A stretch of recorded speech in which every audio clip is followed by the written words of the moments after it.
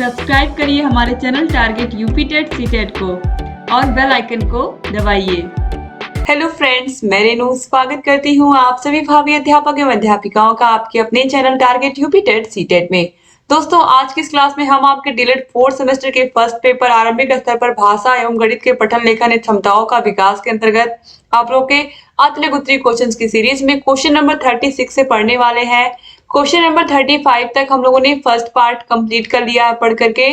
तो अगर आपने नहीं देखा है तो क्वेश्चन नंबर 35 तक आपको मिल जाएगा डिस्क्रिप्शन बॉक्स और कमेंट बॉक्स में लिंक।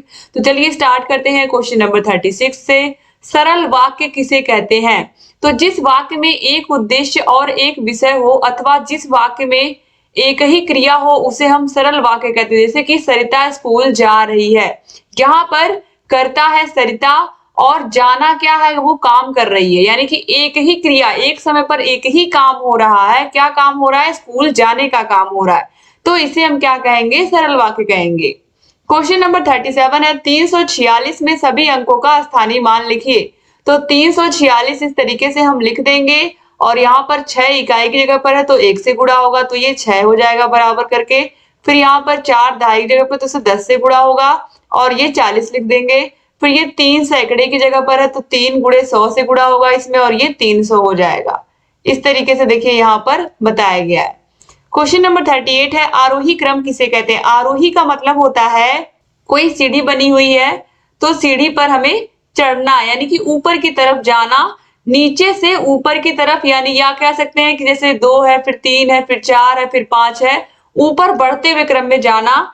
कोई भी चीज बढ़ते हुए, घटते से बढ़ते हुए क्रम में हम जा रहे हैं, आगे बढ़ रहे हैं, तो ये आरोही क्रम होता है। आरोही क्रम में सबसे पहले सबसे छोटी संख्या को लिखा जाता है और फिर उससे बड़ी संख्या को, और इस क्रम में अंत में सबसे बड़ी संख्या लिखी जाती है।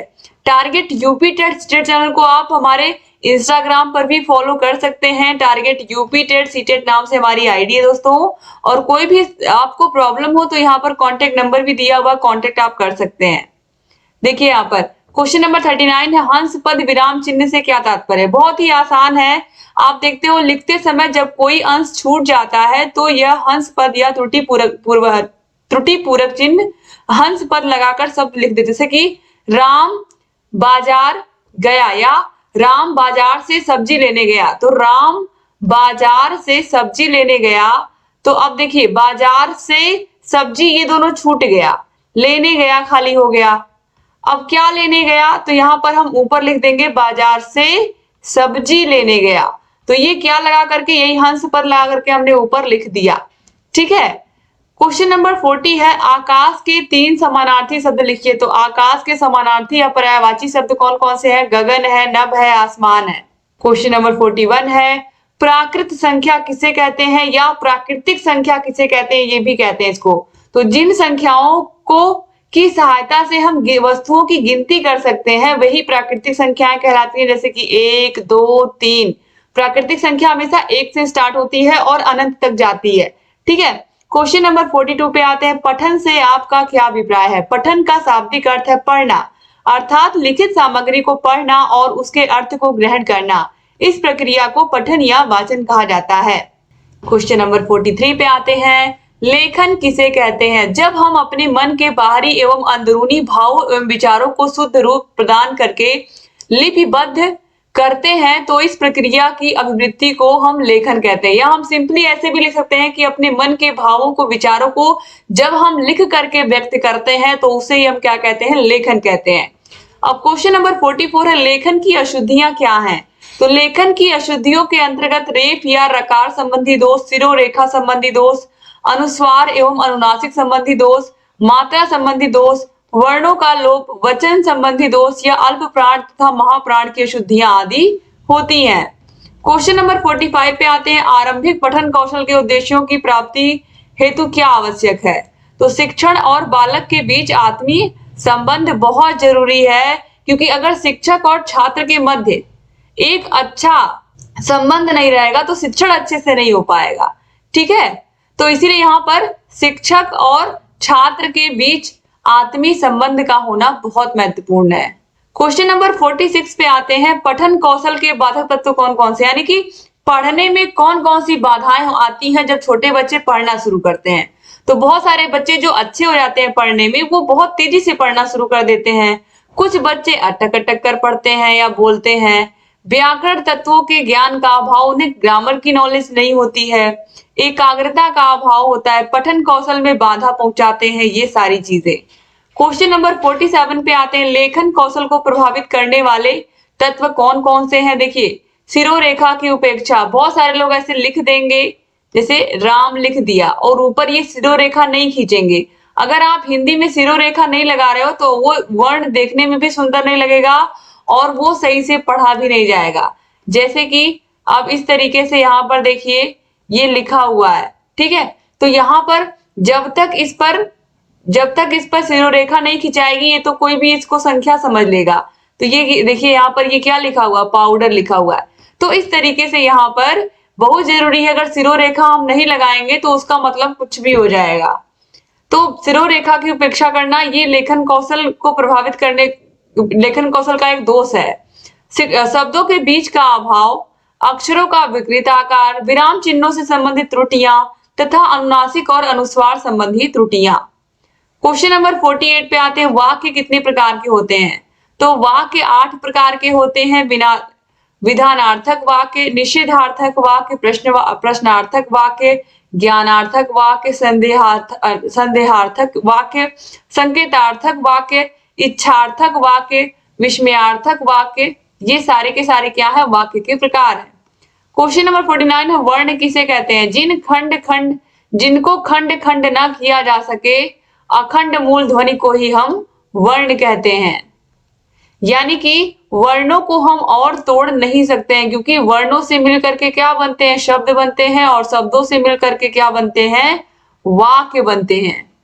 तो आप देख सकते हो यहाँ पर शब्द क्या होते हैं, अखंड होते हैं, और ये मूल ध्वनियां होती हैं। 2019 के पेपर में ये प्रश्न पूछा हुआ है। क्वेश्चन नंबर 50 है, वाक्य के खंड कीजिए। तो वाक्यों को 2 खंडों में बांटा जा सकता है। पहला है उद्देश्य, दूसरा है विधेय में खंडित किया जा सकता है। क्वेश्चन नंबर 51 पे आते हैं, विधेय किसे कहते हैं। तो उद्देश्य के विषय में बताने वाले सभी पद विधेय कहलाते हैं। अर्थात उद्देश्य के विषय में जो कुछ बताया जाता है वह विधेय कहलाता है। जैसे कि जीवन के मित्र ने मुझे एक सुंदर पेन दिया। किसके मित्र ने, जीवन के मित्र ने मुझे एक सुंदर पेन दिया। तो ऊपर के वाक्य में जीवन के मित्र ने, ये उद्देश्य है, और मुझे एक सुंदर पेन दिया, ये क्या है, विधेय है। क्वेश्चन नंबर 52 है, ज्ञान आज्ञावाचक वाक्य को समझाइए। जो वाक्य आज्ञा अथवा अनुमति का बोध कराते हैं उन्हें आज्ञावाचक वाक्य कहते हैं। जैसे कि बसंत, तुम कक्षा से बाहर चले जाओ। फिर है आप बैठ सकते हैं, अब आप बैठ सकते हैं, अनुमति, ठीक है, इस तरीके से। क्वेश्चन नंबर 53 पे आते हैं, वर्ण कितने प्रकार के होते हैं। तो वर्ण 2 प्रकार के होते हैं, स्वर और व्यंजन। क्वेश्चन नंबर 54 पे आते हैं, ध्वनि क्या है। हिंदी भाषा में ध्वनि शब्द का अर्थ सीमित है। यहाँ ध्वनियों से हमारा तात्पर्य उन ध्वनियों से है जिनका हम अपने मुख से उच्चारण करते हैं। 2020 के एग्जाम में वर्ण कितने प्रकार के होते हैं पूछा है। तो वर्णमाला आपको पता है स्वर और व्यंजन से मिलकर के बनती है। तो वर्ण 2 प्रकार के होते हैं, स्वर और व्यंजन वर्ण। क्वेश्चन नंबर 55 पे आते हैं, ध्वनि के प्रकार बताइए। तो ध्वनि के प्रकार स्पष्ट करने के लिए ध्वनि उत्पादक अवयवों को जानना आवश्यक है, जो कि निम्न है, कंठ, ताल, मूर्धा, दंत, ओष्ठ, जिह्वा तथा नासिका। क्वेश्चन नंबर 56 है, बालाघात क्या है। डॉक्टर भोलेनाथ तिवारी के शब्दों में बालाघात मूलतः शक्ति की वह मात्रा है जिसमें ध्वनि, अक्षर, शब्द या वाक्य का उच्चारण किया जाता है, और शक्ति आधिक्य के कारण ही अपेक्षातया अधिक बालाघात युक्त ध्वनि, अक्षर या शब्द आदि आसपास की अन्य ध्वनियों आदि से अधिक मुखर एवं शक्तिशाली होते हैं। क्वेश्चन नंबर 57 पे आते हैं, स्वराघात क्या है। सुर में उतार चढ़ाव होता रहता है। सुर उच्च, मध्य तथा निम्न हो सकता है। वास्तव में स्वर से तात्पर्य स्वर तंत्रियों से उत्पन्न सुर या आवाज से है, जो कभी नीची, कभी ऊंची और कभी सम सुनाई पड़ती है या कम सुनाई पड़ती है, तथा जो स्वर तंत्रियों के तनाव पर निर्भर होती है। यहाँ पर सम भी सही है दोस्तों, सम सुनाई देती है या समान रूप से सुनाई देती है, क्योंकि उच्चारण के समय स्वर तंत्रियों में जब अधिक तनाव होता है तब स्वर उच्च, तथा जब कम तनाव होता है तब स्वर निम्न निकलता है, और मध्यम तनाव होता है तब सम या मध्यम स्वर निकलता है या समान स्वर निकलता है। ठीक है, ये भी कह सकते हैं। तो स्वराघात का मतलब कभी बहुत उच्च होगा, कभी धीमा होगा। ये सब किस पर निर्भर करता है? स्वर तंत्रियों पर निर्भर करता है। कब हमारे मुख से आवाज तेज निकलेगी, कब धीरे निकलेगी, कब एकदम समान रूप से निकलेगी, या जिस तरीके का हमारा हम कह सकते हैं जिस तरीके के हमारे मस्तिष्क में विचार उत्पन्न हो रहे होंगे किसी के प्रति, उसी प्रकार के जो स्वर है हमारे मुख से निकलते हैं। हम खुद ये चीज नोटिस करते हैं। क्वेश्चन नंबर 58 पे आते हैं, हर्ष स्वर किसे कहते हैं? तो हिंदी भाषा में उच्चारण को शुद्ध रूप प्रदान करने में स्वरों का विशेष स्थान होता है। उच्चारण में एक मात्रा का समय जहां पर होता है उसे हम हर्ष स्वर कहते हैं, जैसे अ, ई, उ हर्ष स्वर है। क्वेश्चन नंबर 59 पे आते हैं, अनुनासिक स्वर क्या है? इन स्वरों के उच्चारण में ध्वनि मुख के साथ साथ नासिका द्वारा भी बाहर निकलती है। इसके लिए ओम चंद्र बिंदु का प्रयोग किया जाता है। कहीं कहीं पर सुविधा के लिए अस्थानाभाव के कारण हम चंद्र बिंदु के स्थान पर मात्र बिंदु का ही लगा देते हैं, जैसे कहीं, मैं, है आदि। अनुनासिक के अर्थ में अंतर पड़ता है। ठीक है, तो अनुनासिक के लिए हम चंद्र बिंदु का प्रयोग करते हैं, जैसे कि चांद हुआ, लेकिन जहां पर जगह का अभाव होता है वहां पर हम केवल बिंदु ही लगा करके छोड़ देते हैं। क्वेश्चन नंबर 60 पे आते हैं, प्रयत्न से क्या आशय है बताइए? तो ध्वनियों के उच्चारण से होने वाले यत्न को हम क्या कहते हैं? प्रयत्न कहते हैं। क्वेश्चन नंबर 61 है, ट वर्ण में आने वाले वर्णों के नाम बताइए। तो ट, ठ, ड, ढ, अण वर्ण ट वर्ग में आते हैं। क्वेश्चन नंबर 62 है, संयुक्त वर्ण व्यंजन लिखिए। जब एक से अधिक व्यंजन एक साथ इकाई के रूप में आते हैं तब वे संयुक्त व्यंजन कहलाते हैं, जैसे कि छ, त्र, ज्ञ, श्र आदि। क्वेश्चन नंबर 63 पे आते हैं, स्वर के भेद बताइए। तो स्वर के 4 प्रकार होते हैं, मुखाकृति के आधार पर, उष्णकृति के आधार पर, उच्चारण के आधार पर, उच्चारण स्थान के आधार पर। क्वेश्चन नंबर 64 है, संदेह से आशय स्पष्ट कीजिए। बालकों को उनके ज्ञानार्जन हेतु तथा व्यक्तित्व विकास हेतु माता पिता तथा शिक्षकों द्वारा कई प्रकार के संदेश समय समय पर दिए जाते हैं। ऐसे में इन संदेशों को सुनकर समझना अत्यंत आवश्यक है, क्योंकि वह इन संदेशों का अनुपालन करके ही उचित व्यवहार प्रस्तुत करते हैं। क्वेश्चन नंबर 65 पे आते हैं, नाटक शिक्षण क्या है? नाटक साहित्य का एक अभिन्न अंग माना जाता है। अवस्था विशेष का अनुकरण करके आनंद लेना और दर्शक को आनंद प्रदान करना ही क्या कहलाता है? नाटक कहलाता है। अब देखिए क्वेश्चन नंबर 66 है, कविता शिक्षण के 2 उद्देश्य बताइए। 2018 में पूछा हुआ प्रश्न है।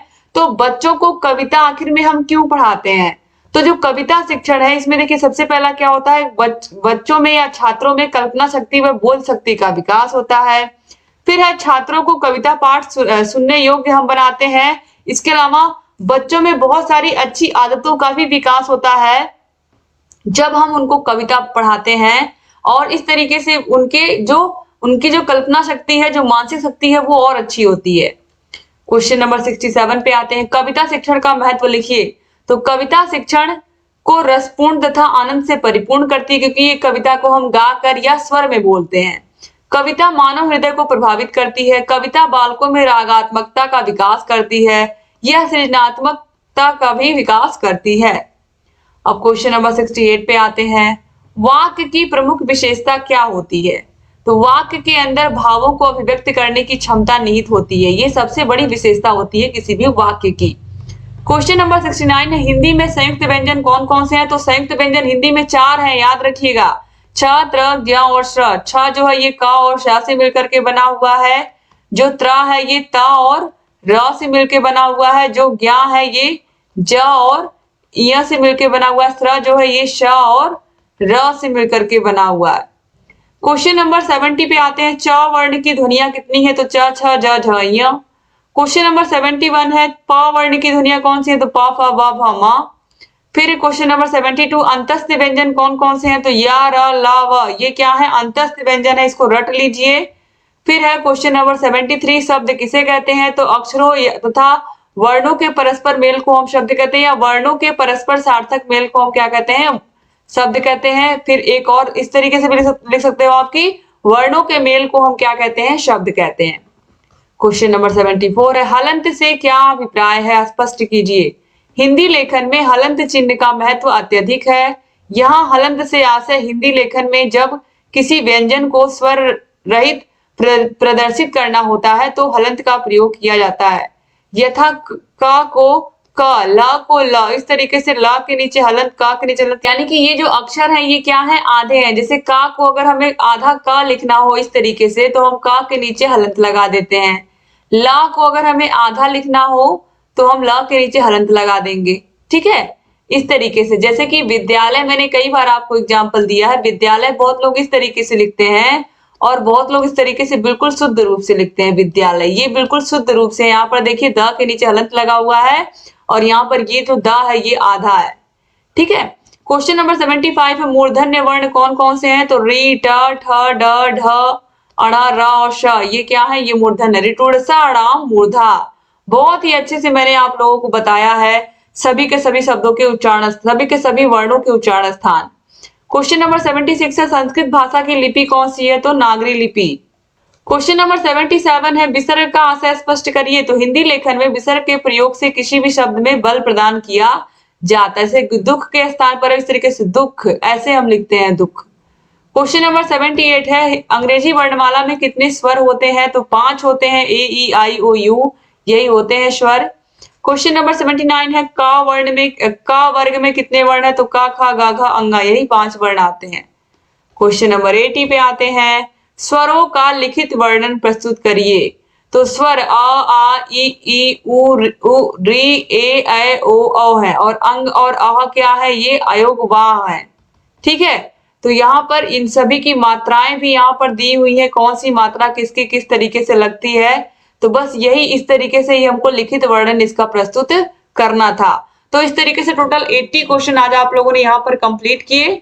उम्मीद करती हूँ कि क्लास आपको पसंद आई होगी। क्लास अच्छी लगी तो प्लीज लाइक कर दीजिएगा और अगर चैनल को सब्सक्राइब नहीं किया अभी तक तो प्लीज सब्सक्राइब भी कर दीजिए। बगल में घंटी का निशान होगा, उसको भी प्रेस कर दीजिए। एक बार फिर से आप सभी भाई बहनों का बहुत बहुत शुक्रिया क्लास को पूरा देखने के लिए। चैनल से बने रहिए और वीडियोस को देखते रहिए, क्लासेस को सारे अटेंड करते रहिए। क्लासेस की लिंक आपको सारे विषयों की, 8 के 8 विषयों की डिस्क्रिप्शन बॉक्स, कमेंट बॉक्स में मिल जाएंगी। सारे विषयों के प्रीवियस ईयर क्वेश्चन पेपर, सारे विषयों के मास्टर क्लासेस, सारे विषयों के आपको राजन सीरीज, पवन सीरीज की क्लासेस सब आपको हमारे चैनल पर मिल जाएंगी टारगेट यूपी टेट सीटेट पर। तो आपको कहीं और जाने की जरूरत नहीं है। पढ़ते रहिए दोस्तों और चैनल को सब्सक्राइब कर लीजिए। और अगर आपको हमारे ऐप से पढ़ना है जहां पर हम आपको सारे के सारे विषयों के 8 के 8 विषयों के हाथों से लिखे हुए नोट्स देते हैं, आपको सारे विषयों की पीडीएफ, सारे विषयों की क्लासेस सब कुछ देते हैं आपको हम। और राजन सीरीज, पवन सीरीज की पूरी पीडीएफ भी देते हैं, सारे विषयों की क्लासेस आप अटेंड करोगे तो कोई ऐड, कोई प्रचार नहीं आएगा यूट्यूब की तरह। तो ये सब आपको मिलेंगे हमारे ऐप में। ऐप की लिंक आपको डिस्क्रिप्शन बॉक्स, कमेंट बॉक्स में मिल जाएंगी। Target UP TET CTET app को डाउनलोड कर लीजिए और यहाँ पर अगर कोई प्रॉब्लम आ रही है तो यहाँ पर हमसे कांटेक्ट करिए इस नंबर पर।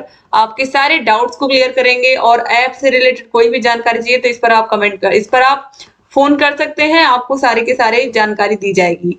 एक बार फिर से आप सभी भाई बहनों का बहुत बहुत शुक्रिया। जय हिंद दोस्तों।